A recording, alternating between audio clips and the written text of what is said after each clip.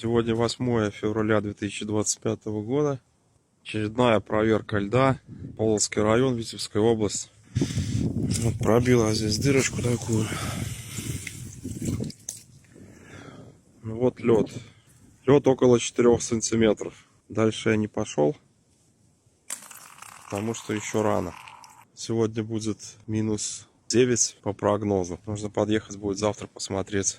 Ждем. Хороший лед.